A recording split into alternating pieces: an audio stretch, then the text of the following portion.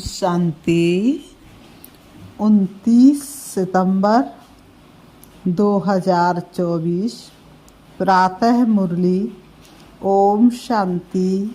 अव्यक्त बाप दादा रिवाइज 3/2/2002 मधुबन। आज बाबा के अव्यक्त महावाक्य है, लक्ष्य और लक्षण को समान बनाओ, सर्व खजानों में संपन्न बनो। लक्ष्य और लक्षण को समान बनाओ, सर्व खजानों में संपन्न बनो। आज सर्व खजानों के मालिक अपने खजानों से संपन्न बच्चों को देख रहे हैं। हर एक बच्चा सर्व खजानों से संपन्न है। जो संपन्न होता है उनकी निशानी सदा प्राप्ति स्वरूप तृप्ति आत्मा दिखाई देगी, सदा खुश नजर आएगी क्योंकि भरपूर है। तो हर एक अपने से पूछे कि हमारे पास कितने खजाने जमा हैं। ये अविनाशी खजाने अब भी प्राप्त है और भविष्य में अनेक जन्म साथ रहेंगे। ये खजाने खत्म नहीं होने वाले हैं। सबसे पहला खजाना है ज्ञान का खजाना। जिस ज्ञान के खजाने से इस समय भी आप सभी मुक्ति और जीवन मुक्ति का अनुभव कर रहे हो। जीवन में रहते, पुरानी दुनिया में रहते, तमोगुणी वायुमंडल में रहते, ज्ञान के खजाने के आधार से इन सब वायुमंडल वाइब्रेशन से न्यारे मुक्त हो। कमल पुष्प समान न्यारे मुक्त आत्मा दुख से, चिंताओं से, अशांति से मुक्त हो। जीवन में रहते बुराइयों के बंधनों से मुक्त हो, व्यर्थ संकल्पों के तूफानों से मुक्त हो। सभी हाथ हिला रहे हैं। बाबा पूछ रहे हैं तो सभी बच्चे क्या कर रहे हैं? हाथ हिला रहे। हाँ बाबा, बुराइयों से मुक्त हैं, व्यर्थ के तूफानों के संकल्पों से मुक्त हैं। तो इस बात में सभी ने क्या किया? हाथ हिलाया। तो बाबा ने कहा तो मुक्ति और जीवन मुक्ति इस ज्ञान के खजाने का फल है, प्राप्ति है। चाहे व्यर्थ संकल्प आने की कोशिश करते हैं, निगेटिव भी आते, लेकिन बाबा ने कहा ज्ञान अर्थात समझ है कि व्यर्थ संकल्प व निगेटिव का काम है आना, और आप ज्ञानी तो आत्माओं का काम है इनसे मुक्ति, न्यारे और बाप के प्यारे रहना। हमने कहा व्यर्थ संकल्पों का काम है आना, लेकिन ज्ञानी तो आत्माओं का काम क्या है? इनसे न्यारे रहना और बाप के प्यारे रहना। तो बाबा कहते हैं तो चेक करो ज्ञान का खजाना प्राप्त है। बाबा कहते तो चेक करो कि ज्ञान का खजाना प्राप्त है, भरपूर है, संपन्न है या कम है। अगर कम है तो उसको जमा करो, खाली नहीं रहना। बाबा कहते हैं कम है तो जमा करो, कभी खाली नहीं रहना। ऐसे ही योग का खजाना जिससे सर्व शक्तियों की प्राप्ति होती है। तो अपने को देखो, योग के खजाने द्वारा सर्व शक्तियाँ जमा हैं। सर्व एक भी शक्ति अगर कम होगी तो समय पर धोखा दे देगी। एक भी शक्ति कम होगी तो क्या होगा? समय पर धोखा दे देगी। आप सबका टाइटल मास्टर सर्व शक्तिवान है, शक्तिवान नहीं, सर्व शक्तिवान। तो सर्व शक्तियों का खजाना योग बल द्वारा जमा है, भरपूर है, प्राप्ति स्वरूप है व कमी रह जाएगी। प्राप्ति स्वरूप है व कमी है। क्यों? अभी अपनी कमी को भर सकते हो, अभी जांच है, फिर संपन्न करने का समय समाप्त हो जाएगा तो कमी रह जाएगी। संपन्न होने का समय समाप्त होने के बाद तो जो कमी रह गई वो कमी रह जाएगी। चेक करो, एक से एक शक्ति को सामने लाओ और सारे दिन की दिनचर्या में चेक करो। अगर परसेंटेज भी कम है तो फुल पास नहीं कहेंगे, क्योंकि आप सबका लक्ष्य है। किसी भी बच्चे से पूछते हैं कि फुल पास होना है या हाफ पास, तो सभी कहते हैं कि हम तो सूर्यवंशी बनेंगे। चंद्रवंशी नहीं बनेंगे।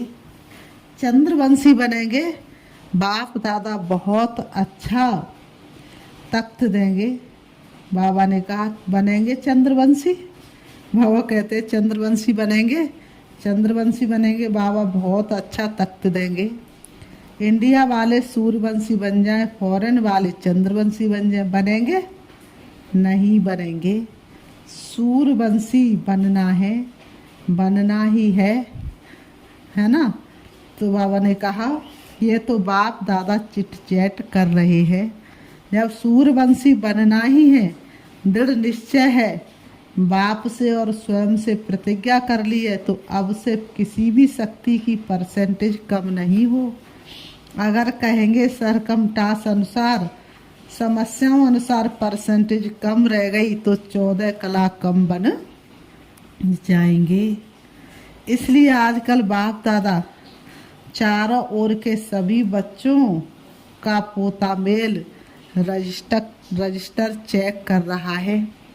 बाप दादा के पास भी हर एक का रजिस्टर है, क्योंकि समय के अनुसार पहले ही बाप दादा बच्चों को सुना रहे हैं कि समय की रफ्तार अनुसार अभी कब नहीं कहो, अब कब हो जाएगा कर लेंगे, होना तो है ही ये नहीं सोचो, होना तो है नहीं, होना तो है नहीं, अभी अभी करना ही है।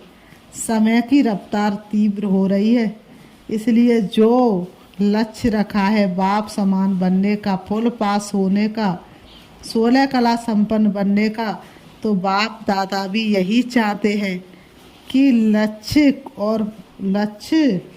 और प्रैक्टिकल में लक्षण समान हो। जब लक्ष्य और लक्षण दोनों समान होंगे तभी बाप समान सहज बन जाएंगे। तो चेक करो, हो जाएगा, बन ही जाएंगे। ये अलबेलापन है। जो करना है, जो बनना है, जो लक्ष्य है वह अभी से ही करना है। बनना है कभी शब्द नहीं लगाओ, अभी अभी। तो ज्ञान का खजाना, योग का खजाना और धारणाओं का खजाना है, जिससे धारणाओं से गुणों का खजाना जमा हो जाता है। गुणों में भी जैसे सर्व शक्तियाँ हैं, ऐसे ही सर्वगुण है। सिर्फ गुण नहीं है, सर्वगुण है।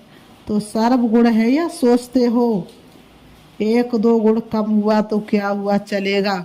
नहीं चलेगा। तो सर्वगुणों का खजाना जमा है। कौन से गुण की कमी है उसको चेक करके भरपूर हो जाओ। बाबा कहते चौथी बात है सेवा। सेवा द्वारा सभी को अनुभव है। बाबा ने कहा सेवा द्वारा सभी को अनुभव है। जब भी मनसा सेवा या वाणी द्वारा व कर्म द्वारा भी सेवा करते हो तो उसकी प्राप्ति आत्मिक खुशी मिलती है। तो चेक करो सेवा द्वारा खुशी की अनुभूति कहाँ तक की है। सेवा द्वारा खुशी की अनुभूति कहाँ तक की है। अगर सेवा की और खुशी नहीं हुई तो वह सेवा अर्थात सेवा नहीं है। कहीं ना कहीं बीच में कुछ ना कुछ कमी है, सेवा में कोई ना कोई कमी है। बाबा ने कहा इसलिए खुशी का अनुभव नहीं हुआ। बाबा कहते इसलिए खुशी नहीं मिलती। सेवा का अर्थ है आत्मा अपने को खुशनुमा खिला हुआ रूहानी गुलाब खुशी के झूले में झूलने वाला अनुभव करेगी। तो चेक करो, सारा दिन सेवा की लेकिन सारे दिन की सेवा की तुलना में इतनी खुशी हुई या सोच विचार ही चलते रहे। सारा दिन सेवा की तो सारे दिन की सेवा की तुलना में खुशी मिली या सोच विचार ही चलते रहे, ये नहीं, ये नहीं, ये नहीं। और आपकी खुशी का प्रभाव एक तो सेवा स्थान पर, दूसरा सेवा साथियों पर, तीसरा जिन आत्माओं की सेवा की उन आत्माओं पर पड़े। वायुमंडल भी खुश हो जाए, ये है सेवा का खजाना खुशी। उन्होंने कहा ये हुआ सेवा का खजाना खुशी कि तुमने सेवा की दिल से तो तुम्हें खुशी मिली। अगर सेवा करने के बाद खुशी नहीं मिलती तो समझो दिल से सेवा नहीं की। तो बाबा ने कहा सेवा का खजाना खुशी। और बाबा ने कहा और बात 4 सब्जेक्ट तो आ ही गई, और है संबंध संपर्क, वह भी बहुत ज़रूरी है। क्यों? कई बच्चे समझते हैं बाप दादा से तो संबंध है ही, परिवार में हुआ नहीं हुआ क्या बात है, क्या हर जाए, बीज से तो है ही। लेकिन आपको विश्व का राज्य करना है ना, तो राज्य में संबंध में आना ही होगा, इसलिए संबंध संपर्क में आना ही है। लेकिन संबंध संपर्क में यथार्थ खजाना मिलता है क्या? दुआएं। बिना संबंध संपर्क के आपके पास दुआओं का खजाना जमा नहीं होगा। माँ बाप की दुआएं तो हैं, लेकिन संबंध संपर्क में भी दुआएं लेनी है। अगर दुआएं नहीं मिलती, फीलिंग नहीं आती, तो समझो संबंध संपर्क में कोई कमी है। यथार्थ रीति अगर संबंध संपर्क है तो दुआओं की अनुभूति होनी चाहिए। और दुआओं की अनुभूति क्या होगी? अनुभवी तो होना। अगर सेवा से दुआएं मिलती हैं तो दुआएं मिलने का अनुभव यही होगा जो स्वयं भी संबंध में आते कार्य करते डबल लाइट हल्का होगा, बोझ नहीं महसूस करेगा। और जिनकी सेवा की संबंध संपर्क में आए हुए भी डबल लाइट फील करेगा, अनुभव करेगा कि ये संबंध में सदा हल्का अर्थात ईजी है, भारी नहीं रहेगा। संबंध में आऊं नहीं आऊं, लेकिन दुआएं मिलने के कारण दोनों तरफ नियम प्रमाण ऐसा ईजी भी नहीं है। जैसे कहावत है, ज़्यादा मीठे पर चींटियां बहुत आती हैं, तो इतना ईजी भी नहीं, लेकिन डबल लाइट रहेगा। तो बाप दादा कहते हैं अपने खजाने चेक करो, समय दे रहे हैं, अभी समाप्ति का बोर्ड नहीं लगा है, इसलिए चेक करो। और बाबा ने कहा क्या करो? चेक करो और बढ़ते चलो। अपने आप को चेक करो और आगे बढ़ते चलो। बाबा कहते हैं, पिछले संडे की मुरली बाबा ने क्या कहा था? बाबा कितना अच्छा, बाबा कितना टाइट करता है, बाबा किस तरह से उड़ाता है। तो मुरली का एक एक पॉइंट कितना वैल्यूबल है। तो बाबा कहते हैं बाप दादा बच्चों से प्यार है, बाप दादा का बच्चों से प्यार है ना। तो बाप दादा समझते कोई भी बच्चा पीछे नहीं रह जाए। कोई ऐसा बच्चा है जिससे बाप दादा को प्यार न हो, तो बाप दादा सोचते कोई बच्चा पीछे ना रह जाए। बाबा कहते हर एक बच्चा आगे से आगे जाए। माँ बाप की तो सबके प्रति एक जैसी दृष्टि रहती है ना। चलते चलते देह अभिमान आ जाता है। स्वमान और देह अभिमान का कारण है स्वमान में कमी हो जाती है। देह अभिमान कब आता है? जब स्वमान में कमी रह जाती है। तो देह अभिमान को मिटाने का बहुत सहज साधन है। देह अभिमान आने का एक ही अक्षर है, एक ही शब्द है, वह जानते भी हो। देह अभिमान का एक शब्द कौन सा है?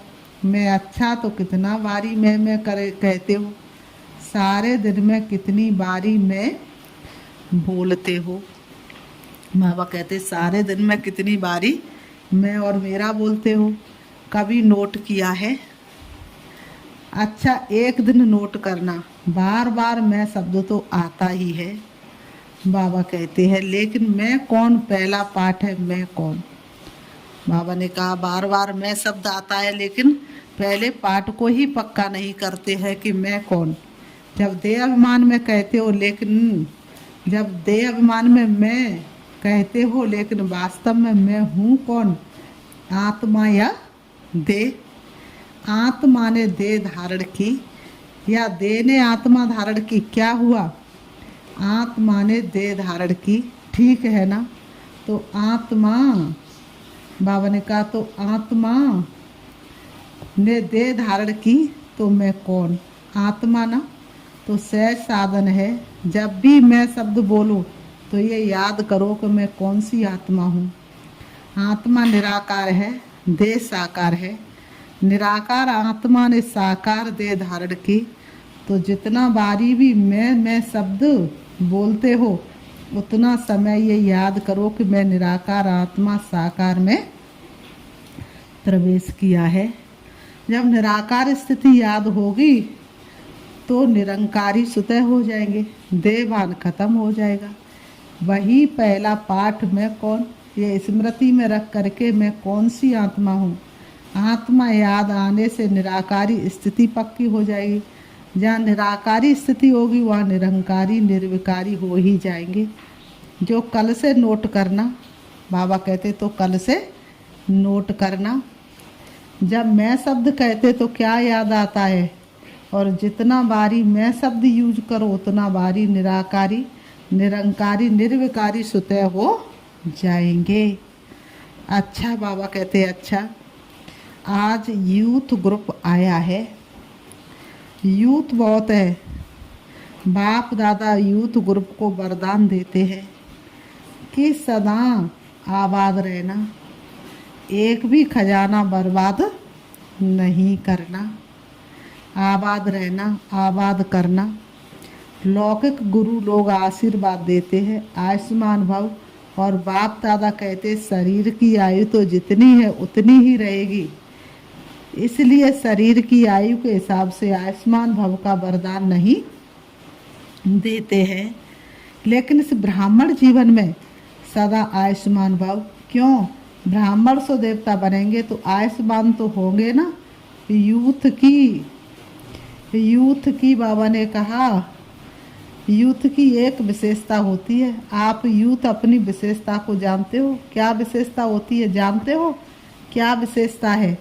आप में जो चाहे कर सकते हैं, अच्छा कर सकते हो, अच्छी बात है। दुनिया के हिसाब से कहते यूथ, दुनिया के हिसाब से क्या कहते हैं? दुनिया में लोग क्या कहते हैं? यूथ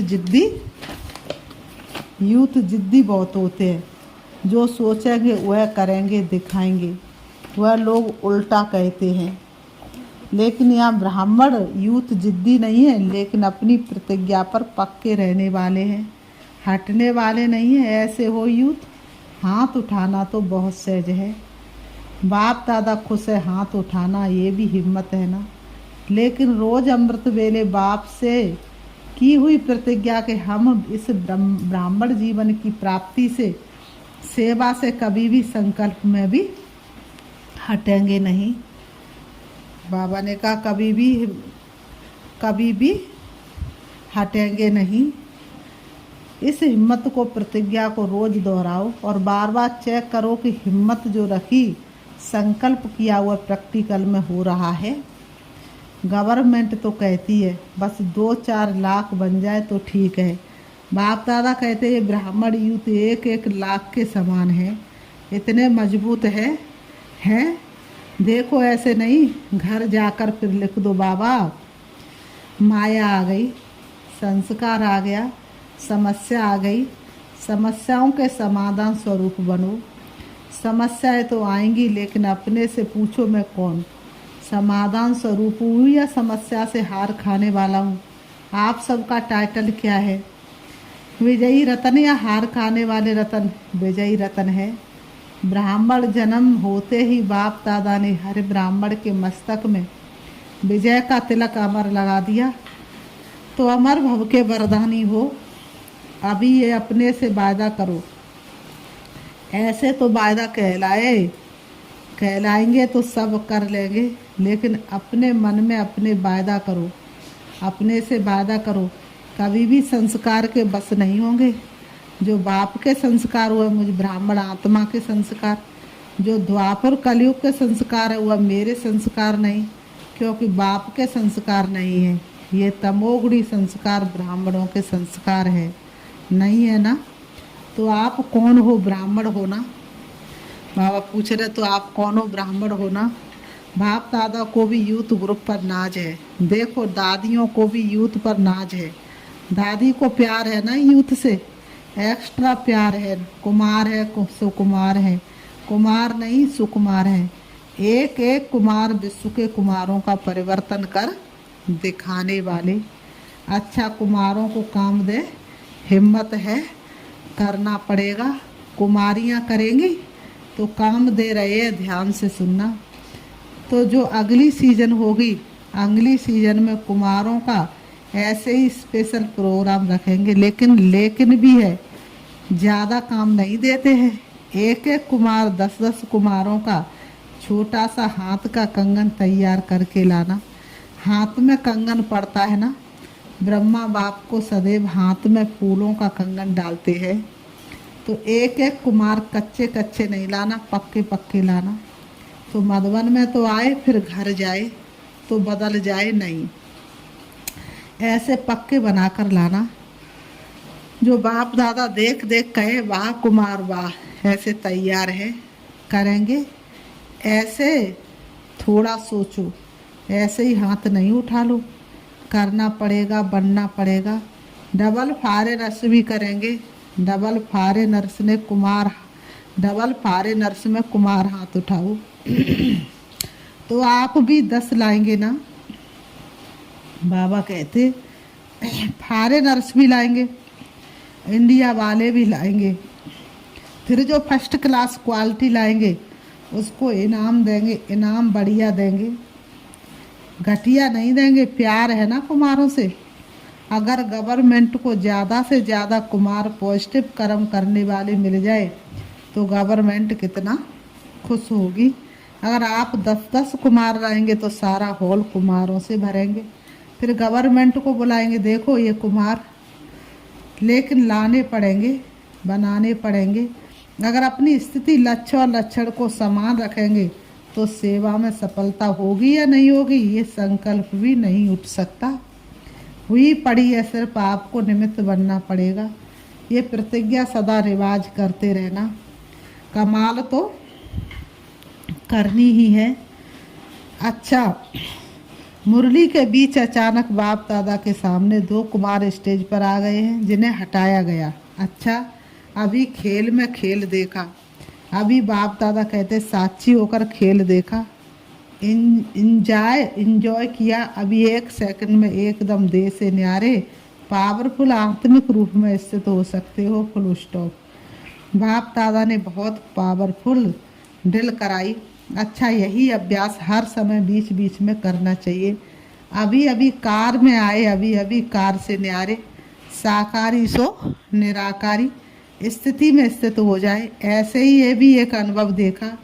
बाबा ने कहा कोई समस्या भी आती है तो ऐसे ही 1 सेकंड में साक्षी दृष्टा बन समस्या को एक साइड सीन समझ, तूफान को एक तोहफा समझ, उसको पार करो। अभ्यास है ना, आगे चलकर तो ऐसे अभ्यास की बहुत आवश्यकता पड़ेगी। फुल स्टॉप, क्वेश्चन मार्क नहीं, ये क्यों हुआ, ये कैसे हुआ, हो गया। Full stop. और अपने फुल शक्तिशाली स्टेज पर स्थित हो जाओ, समस्या नीचे रह जाएगी। आप ऊंची स्टेज से समस्या रूपी साइड सीन को देखते रहेंगे।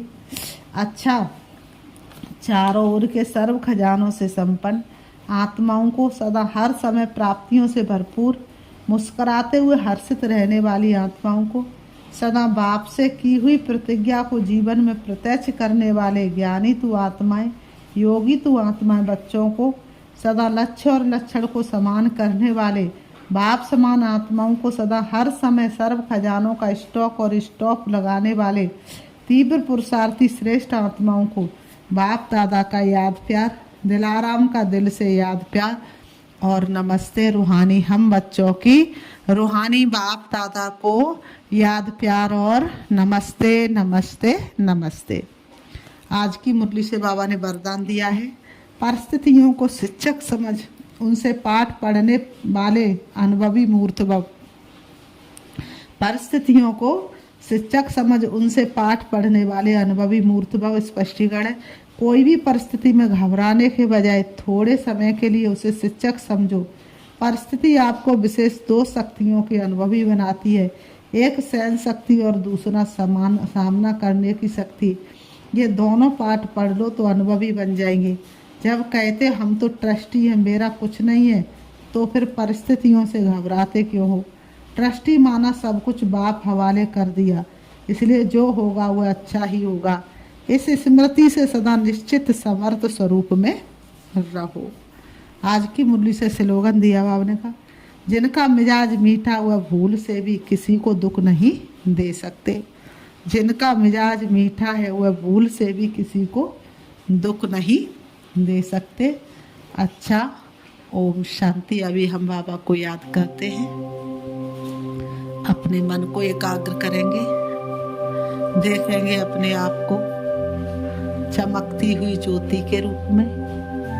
मैं आत्मा सदा खुशनुमा हूँ, खुशी मेरे जीवन का श्रृंगार है, खुशी मेरे जीवन की श्वास है।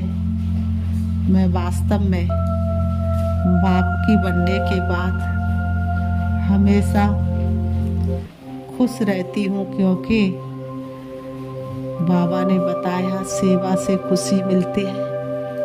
तो मेरा कोई भी कदम उठता है वो बाबा की सेवा अर्थ ही उठता है।